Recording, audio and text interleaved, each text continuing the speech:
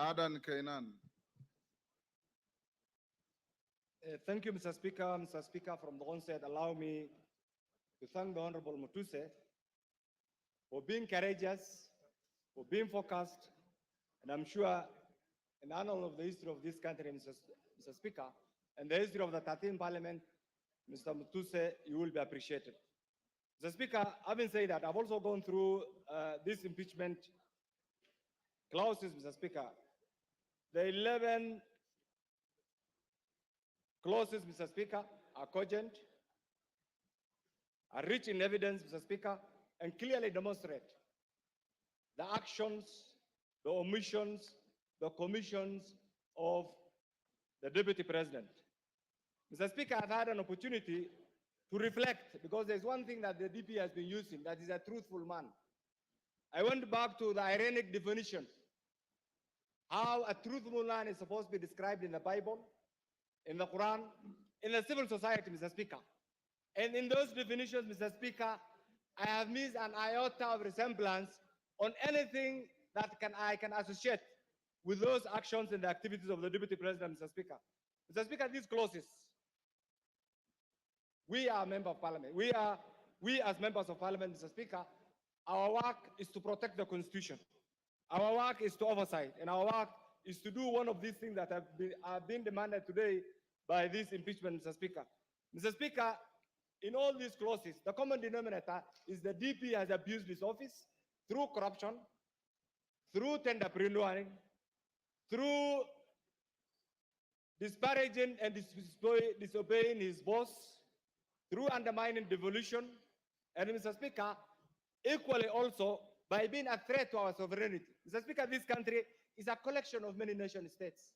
The Kikuyu nation, the Somali nation, the Luya nation, and this is what we are proud of, Mr. Speaker, and this is what constitutes the sovereign Republic of Kenya, Mr. Speaker. Mr. Speaker, the other day, and I want to repeat this, and you will excuse me for saying this country has a very rich history. In 1982, one gallant son from northern Kenya called Gerald Mahmoud saved the Kenyans from militarism. And I think we all appreciate it. He's still alive.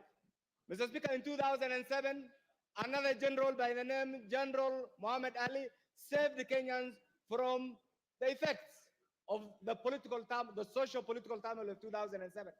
And Mr. Speaker, the post-election violence. In 2024, another son from that region, Nurdin, has also saved this country from the effects and activities of Rigathi and his cohorts, Mr. Speaker. Mr. Speaker, that doesn't take away the contributions of many other Kenyans. Mr. Speaker, in all this, what I have gathered, and we have been in Parliament together, we are doing a favor for Rigathi. We are doing a favor for the executive, members of the executive. We must save Rigathi from the members of the executive, the other members, because he's a threat to their continued performance of their job, Mr. Speaker. We must also save Rigathi from the members of the judiciary because he keeps on attacking them, Mr. Speaker. We must also save Rigathi from the members of the legislature because he attacks them, Mr. Speaker. We must also save Rigathi from the 47 tribes, Mr. Speaker, because he keeps on attacking them. Mr. Speaker, we must also save Rigathi from the remnants of Mau Mau because he keeps on abusing their name, Mr. Speaker.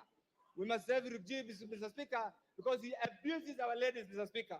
Mr. Speaker, we must also save Rigathi from the people of Mount Kenya because he abuses their names and he wants to have them collide with other Kenyans, Mr. Speaker. Mr. Speaker, isolate them, Mr. Speaker.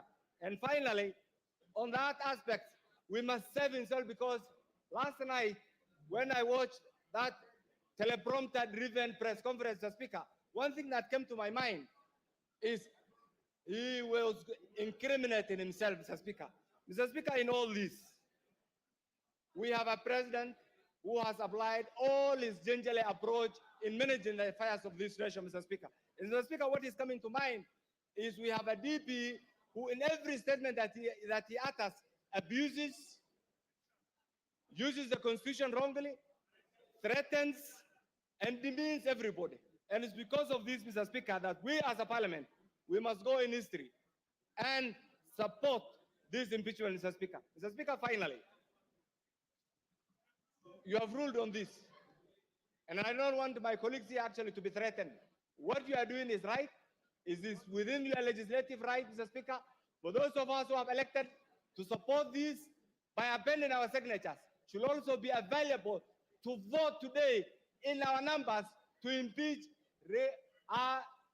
Rigathi, and by doing that, we'll be saving Kenya. I support, Mr. Speaker.